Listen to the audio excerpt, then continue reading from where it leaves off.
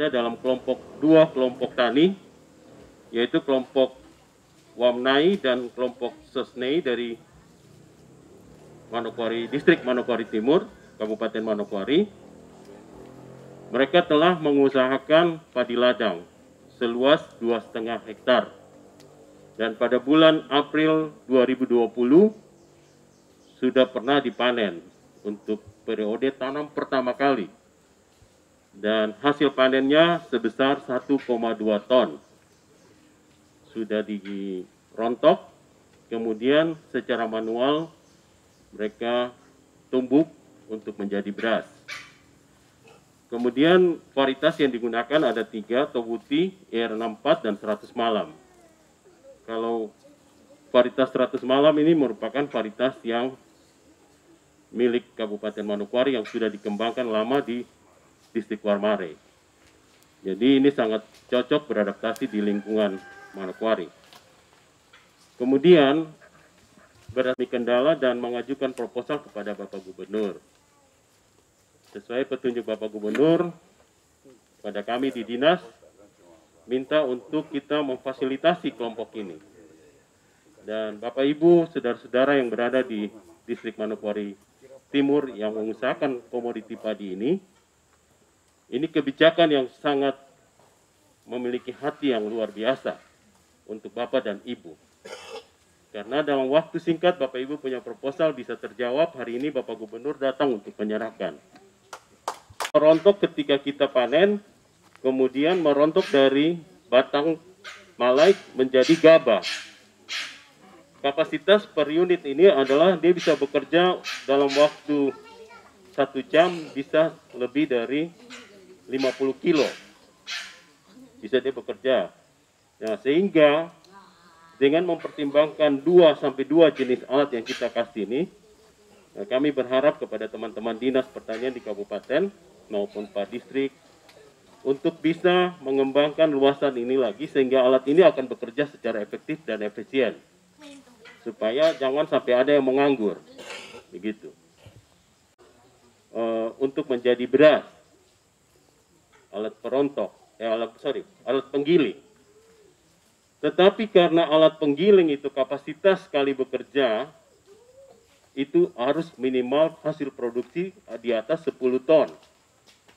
Sehingga untuk kelompok ini perlu menambah luas lahan dulu, baru kita akan mengalokasikan rice milling unit atau alat penggiling untuk menjadi beras.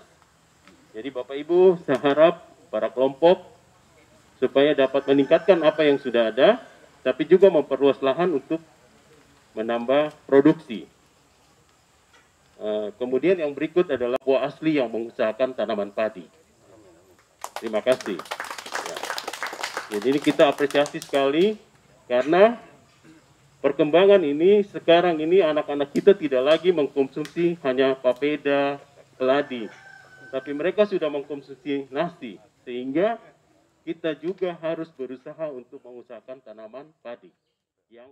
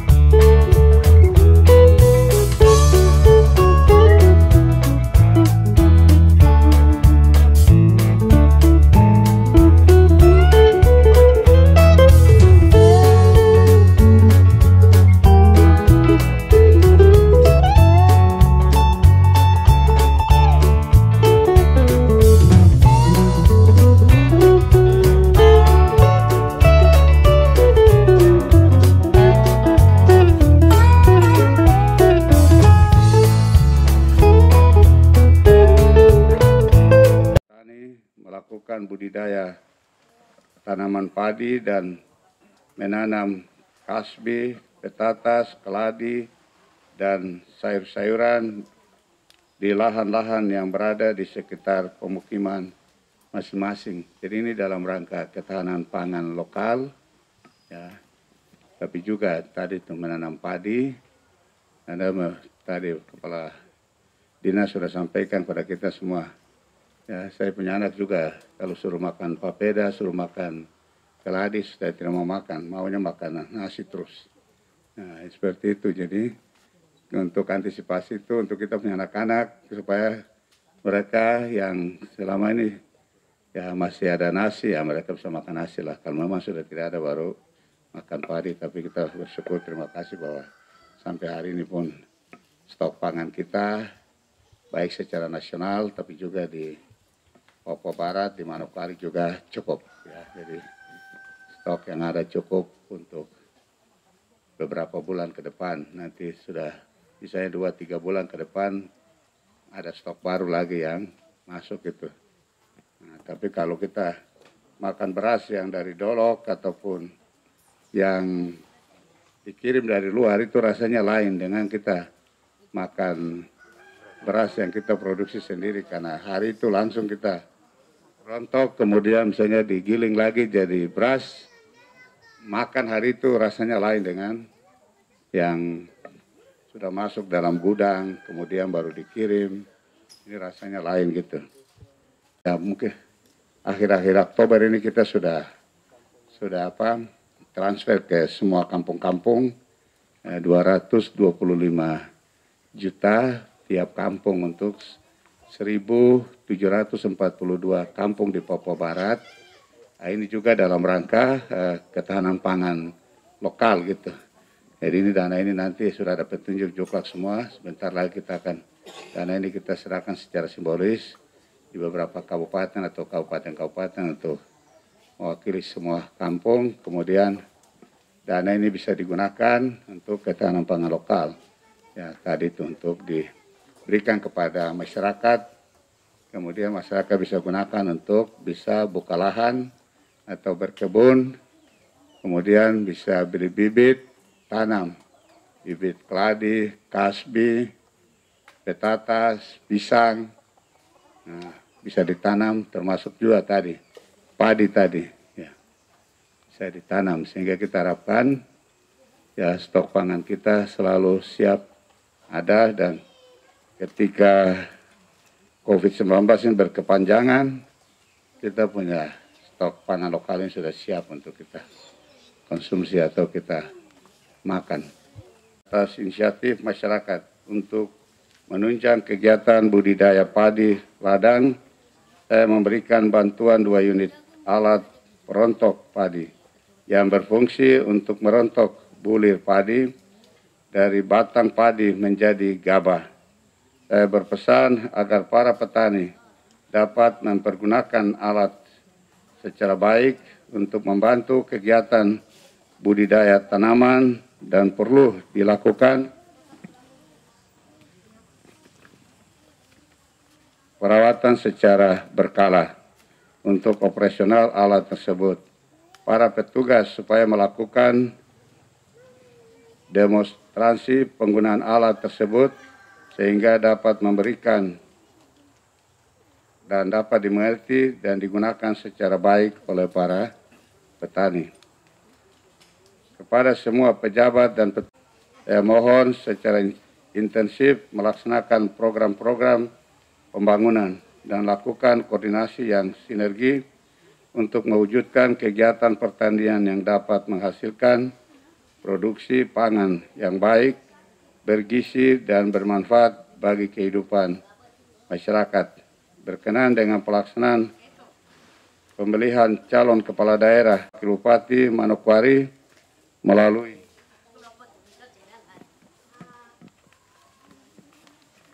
kesempatan ini, saya ingin mengajak semua masyarakat untuk ikut secara aktif dalam proses demokrasi ini, dengan tetap menjaga keamanan dan ketertiban di lingkungan masing-masing. Dan pada saat nanti, sampaikan aspirasi Bapak Ibu pada tempat pemungutan suara yang telah disiapkan. Jadi kita semua harapkan kepada para penyelenggara, tapi juga partai-partai pengusung atau partai-partai pendukung, tapi juga tim-tim sukses, ya, kerja berdasarkan peraturan perundang-undangan yang ada, ya, semua, ya, penyampaian visi misi, kebijakan dan program itu yang betul. Itu disampaikan kepada masyarakat sehingga masyarakat bisa nilai dan masyarakat akan menentukan pilihan siapa yang layak untuk mereka memberikan pilihan itu.